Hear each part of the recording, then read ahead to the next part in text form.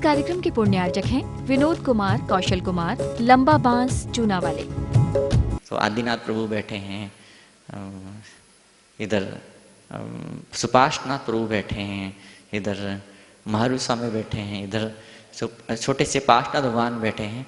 तो बोले वहाँ जाओ, उनसे माफ़ी मांगो। तो आदिनाथ भगवान के चरणों में जाता है, फिर उनसे माफ़ी मांगता है, क्षमा मांगता है कि भगवान मुझे माफ़ करो। फिर वो उसको कारीगर बोलता है अपशकुन हो गया, हम कल काम शुरू करेंगे। रात भर में सद्बुद्धि उसको आती है, उस फौजी को, उस दुकानदार को सद्बुद्धि आती है। बोलता है कि मन में विचार पैदा होता है। सुबह कारीगर से बोलता है, बोले कि वो क्या है कि यहाँ लोग नहाते हैं अभिषेक करने वाले, तो वो अगर दीवार बना देंगे तो उनके आने जाने का रास्ता रुक जाएगा, तो कैसे वो आ पाएंगे, जा पाएंगे। तो ये काम कर, पहले उन अभिषेक करने वालों के चढ़ने उतरने की सीढ़ी बना दें। तो उसने कसल पट्टी बना दी, कारीगर ने कसल पट्टी बना दी, वो रास्ता छोड़ दिया और बच्चे रिश्ते में उसने दीवार बनाई और दीवार पूरी बन गई, एक भी दीवार की नहीं गिर पाई। तो आज भी ऐसे चमत्कार होते हैं। तो फतेह सिंह जोरावर सिंह, दिल्ली की घटना, दीवार में जिंदा चन्माया, दीवार पूरी बनी, पूरी दीवार अचानक से गिर गई। दूसरी बार फिर दीवार बनी, फिर दीवार अचानक से गिर गई। तीसरी बार फिर दीवार बनाई, फिर दीवार अचानक से गिर गई। सम्राट के तो क्या बोलते, होश उड़ गए, हाथों के तोते उड़ गए, कहावत इस तरह की। तो उसने देखा क्या चक्कर है, क्या बात है। सैनिक किसी बुजुर्ग ने समझाया, वो दादी ऊपर बैठी हुई है, इन बच्चों की दादी ऊपर महल में बैठी, वो एक टक लगातार देख रही है, उसकी आंखों से आंसू की धारा निकल रही है कि मेरे पोतों को दीवार में चन्मा, बेकसूरों को दीवार में चन्माया जा रहा है। और उसकी आंख से आंख मिलती थी, पूरी दीवार गिर जाती है। तो सम्राट ने आदेश दिया, पकड़ो दादी को, हटाओ वहां से। तो किसी सैनिक ने, वो होता ना पहले ऐसा बूम ब्रेंग, तो बूम ब्रेंग एक स्पेशल खंजर होती थी, स्पेशल तलवारें होती थी, उसने यूं फेंक करके मारी, उसका सिर कट के नीचे गिर गया। और फिर दीवार बनना, दीवार बनना, वो बच्चों का बलिदान हो गया। तो इतना क्या कहना, वो आंखों से तरंगे निकलती थी, आंखों से रोशनी निकलती थी। तो जब दादी की आंखों से रोशनी निकलती थी, पूरी दीवार गिर जाती थी। दादी की आंख, वो इतिहास की घटना है, मैं कोई मन की बात नहीं कर रहा हूँ। इतिहास में आप गूगल करके आप देख लेना कि जब दादी की आंखों की तरंगे निकलती थी तो दीवार गिर जाती थी, और जब मनराजों की आंखों के से तरंगे निकलती है तो भक्तों के दुखों की दीवार, कर्मों की दीवार नेस्त नाबूद होती, गिर जाया करती है। बहुत बचपन की बात मैं कभी कभी सुनाता हूँ। एक दादी अम्मा ने मुझे सच्ची कहानी सुनाई थी। जब दादी अम्मा जब वो छोटी थी तो रबड़ी खा रही थी, रबड़ी। तो उसकी माँ ने आई, 2 तमाचे मारे, हाथ से कटोरी छीनी और गड्ढा खोदा, मिट्टी में उस कटोरी को गाड़ दिया।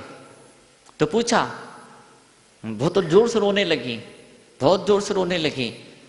तो वो जो बेटी जो रबड़ी खा रही थी, उसकी दादी आई, उसने पूछा उस बेटी से कि तू क्यों रो रही है। बोले माँ ने कटोरी छीन ली और उठाई और जमीन में गाड़ दी। तो दादी ने अपनी बहू को चिल्लाई कि तूने क्यों बच्चे की रबड़ी छीन ली, कितना बेचारी रो रही है। बोले मैं क्या करती। बोले सामने वो एक बहुत कैसी गंदी निगाहों वाली महिला इसको घूर घूर के देख रही थी, तो उसकी निगाहों से बचाने के लिए मैंने इस रबड़ी को छीन कर जमीन में गाड़ दी। तो बोले क्या फालतू की बातें करती है। बोले फालतू नहीं, सच्ची बात है। बोले क्या सच्ची बात है। बोले आओ मैं आपको दिखाती हूँ। उनने गड्ढा खोदा, रबड़ी गाड़ी थी, दोबारा उस मिट्टी को हटाया, कटोरी को निकाला, और अभी 10-15 मिनट भी नहीं हुए थे, शायद 5 मिनट भी शायद नहीं हुए थे। रबड़ी को उठाया, कटोरी को ने यूं ऊंचा उठाया, यूं उल्टा किया, और जैसे उसको कटोरी को ऐसा उठा के ऐसा उल्टा किया तो धड़ाम करके आवाज आई और रबड़ी नीचे गिरी। और ऐसे गिरी, आवाज ऐसे आई जैसे बड़ा भारी पत्थर गिरा हो। और जब उन्होंने उसको हाथ में उठा के देखा तो रबड़ी कैसी बन गई थी, पत्थर की, वो ऐसी कड़क, ऐसी कठोर, पत्थर ऐसी मजबूत बन गई थी।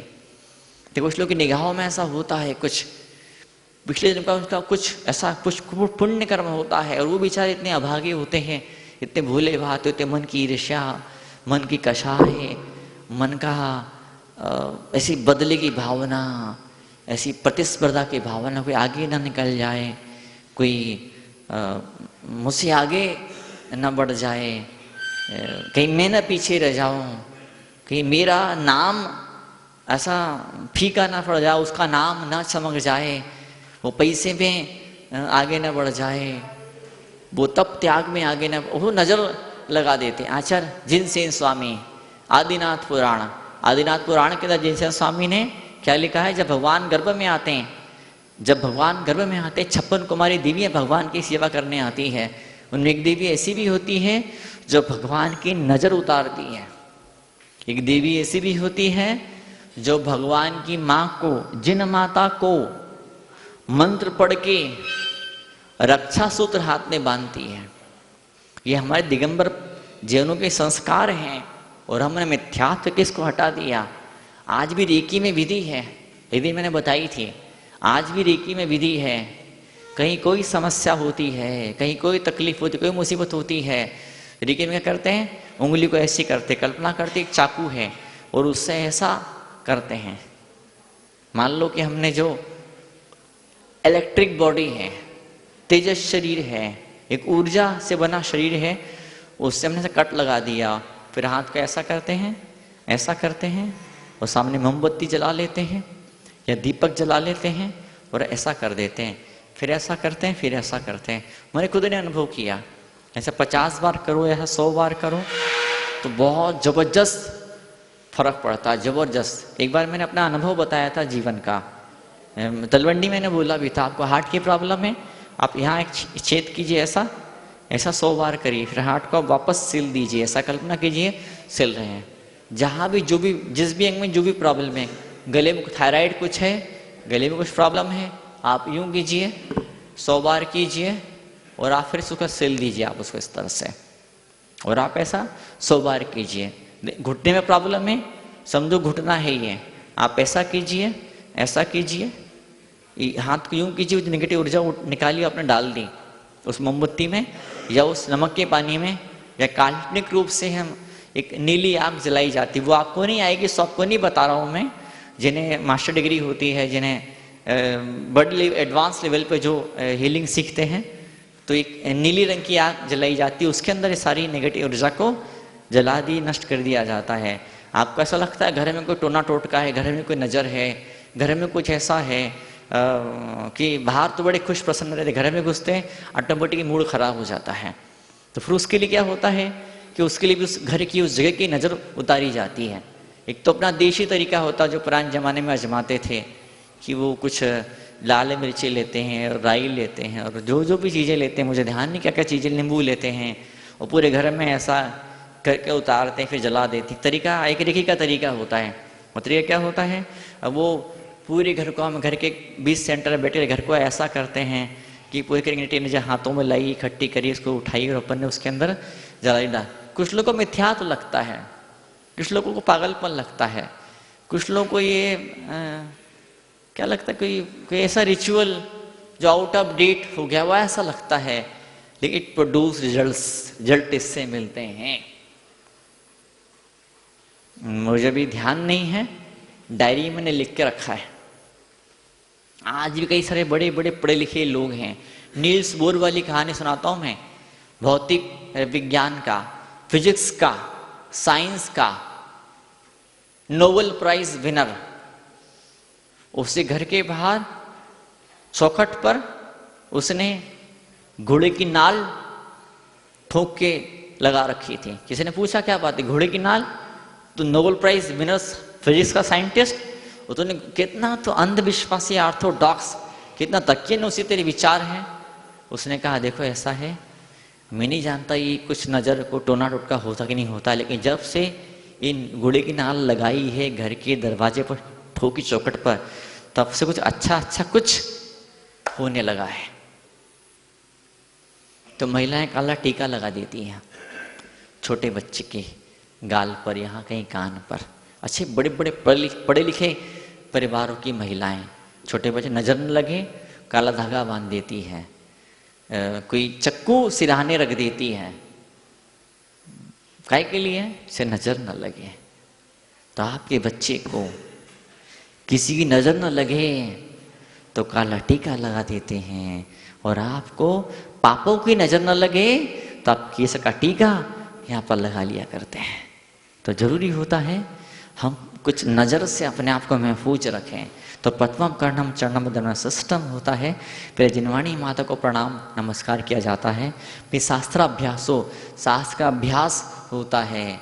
फिर क्या होता है, प्रणाम पर्याप्त नहीं है, प्रणाम करने के बाद में जिनवाणी को खोल के पढ़ो, सीखो, समझो, सुनो। फिर क्या अगला क्षण क्या होता है, जिनपति नुति, फिर भगवान के चरणों में नमस्कार करो, नमन करो। फिर क्या है, संगति सर्वदारी, फिर जो आर्य पुरुष हैं, जो विद्वान हैं, जो ज्ञानी हैं, जिनके मन में श्रद्धा और भक्ति पैदा हुई, उनको चरणों में प्रणाम, उनकी संगति की जाए।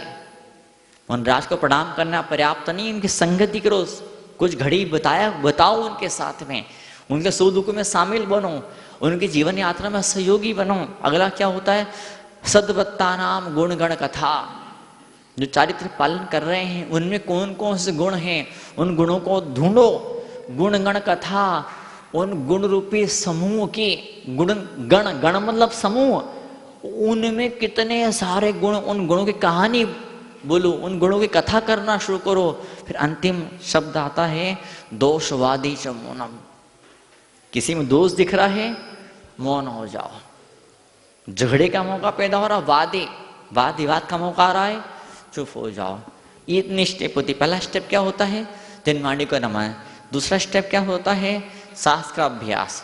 तीसरा चरण क्या होता है, तीसरा कदम क्या होता है, जिनपति नुति, जिनेंद्र भगवान के चरणों में नमस्कार। चौथा चरण क्या होता है, आर्य पुरुषों की संगति, मुनियों की संगति।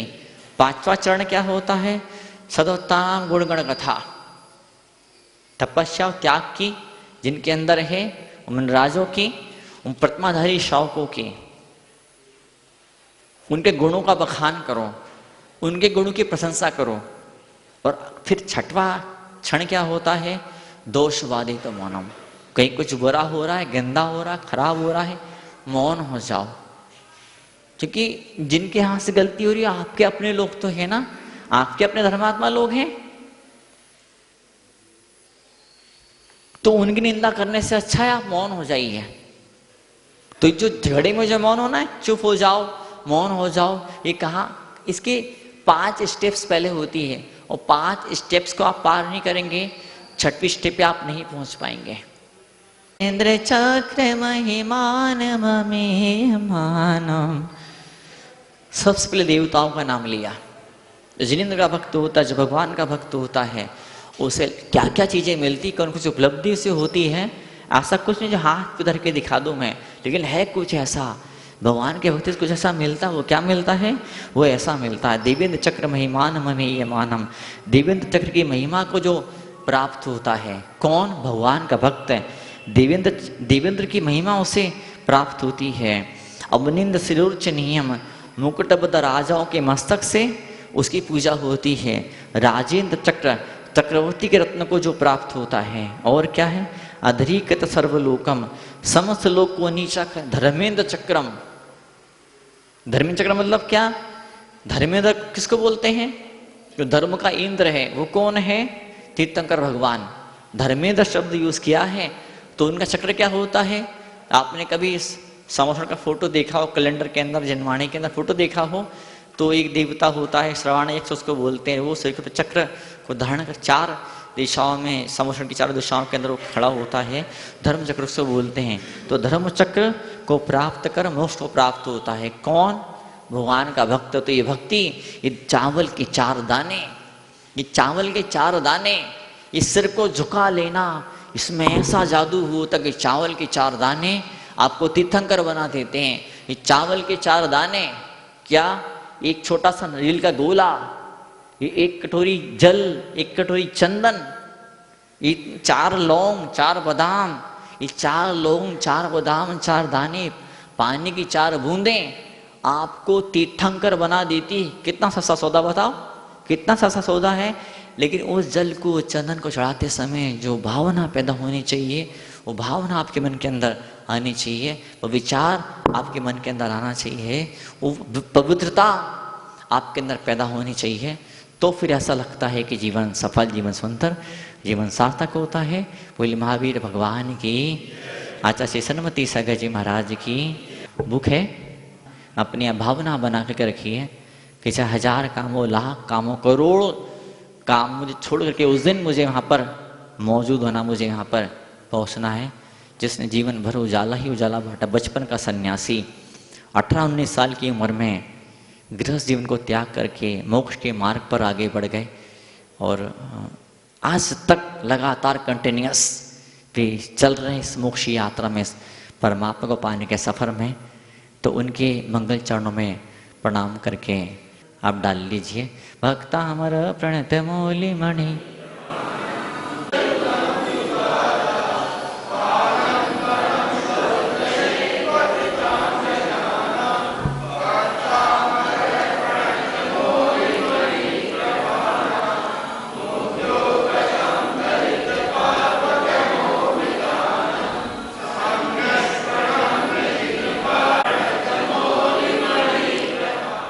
इस कार्यक्रम के पुण्यार्चक हैं विनोद कुमार, कौशल कुमार, लंबा बांस, चूना वाले।